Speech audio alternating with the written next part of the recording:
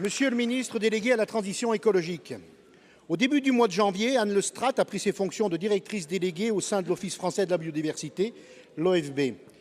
Cette nomination administrative a déclenché une vague violente d'indignation dans l'écosystème agricole et politique des droites radicales.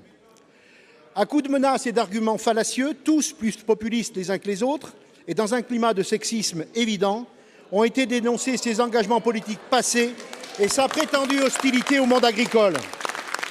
Les faits sont pourtant les suivants.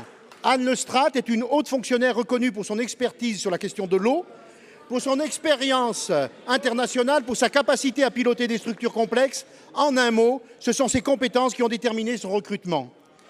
Ce que révèlent ces réactions malveillantes, c'est le sectarisme d'une partie du monde agricole qui refuse de faire avancer la question environnementale et organise en permanence l'opposition entre agriculture et environnement.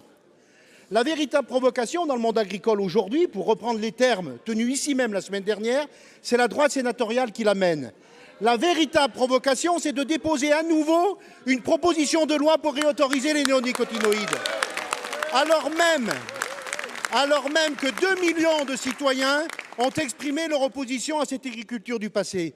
La véritable provocation, c'est de n'avoir absolument aucune considération pour la biodiversité et la santé humaine. Mais monsieur le ministre, le pire, le plus choquant dans cette fausse polémique, c'est votre réaction et celle du gouvernement. Vous avez annoncé ici même, la semaine dernière, et je vous cite, « comprendre la colère suscitée par cette nomination ».